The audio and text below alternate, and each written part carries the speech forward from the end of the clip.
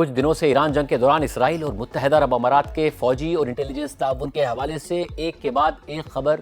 Leak ہو رہی ہے، جو بظاہر اسرائیل کی اس کوشش کا حصہ لگ رہی ہے کہ جو وہ جنگ جاری رکھنے کے لیے کر رہا ہے۔ حالیہ دنوں میں جو خبریں لیک کی گئی ہیں ان میں پہلی یہ خبر تھی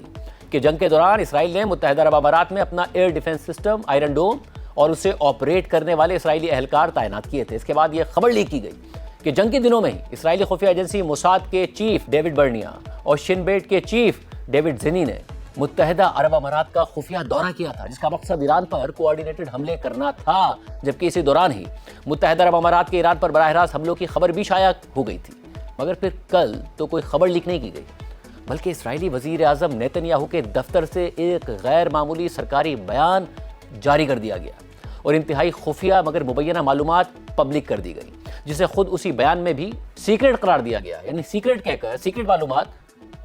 پبلک کر دی گئی۔ اسرائیلی وزیر اعظم کے دفتر کے بیان کے مطابق اسرائیلی وزیر اعظم نیتن یاہو نے آپریشن رورنگ لائن کے دنوں میں متحدہ عرب امارات کا خفیہ دورہ کیا تھا اور متحدہ عرب امارات کے صدر شیخ محمد بن زائد ال نہیان سے ملاقات کی تھی۔ اس دورے کے نتیجے میں اسرائیل اور متحدہ عرب امارات کے تعلقات میں تاریخی بریک تھرو ہوا تھا، یعنی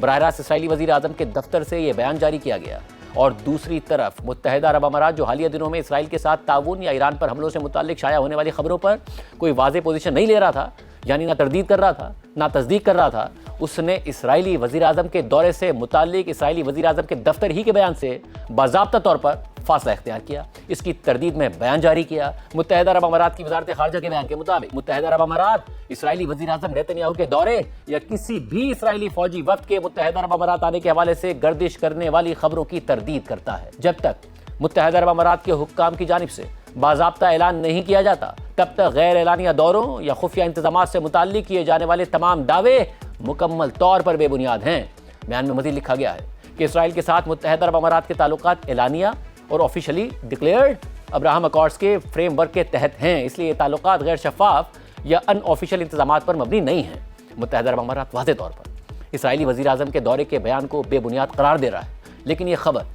متحدہ عرب امارات کے کسی دشمن یا کسی صحافی نے لیک نہیں کی، بلکہ خود اسرائیل کے وزیر اعظم نیتن یاہو نے اس مبینہ خفیہ دورے کو پبلک کر دیا۔ اور کیا اسرائیل یہ سب اس لیے کر رہا ہے کہ جنگ کی آگ بھڑکتی رہے؟ کیونکہ اگر نیتن یاہو نے متحدہ عرب امارات کا دورہ کیا ہی نہیں تھا تو جھوٹ کیوں بولا، اور اگر خفیہ دورہ کیا تھا تو پھر اس خفیہ بات کو متحدہ عرب امارات کی مرضی کے بغیر ساری دنیا کے سامنے رکھ کر متحدہ عرب امارات کو مشکل میں ڈالنے کی کوشش کیوں کی؟ دونوں صورتوں میں نیتن یاہو کی نیت اور مقاصد پر سوال اٹھتا ہے۔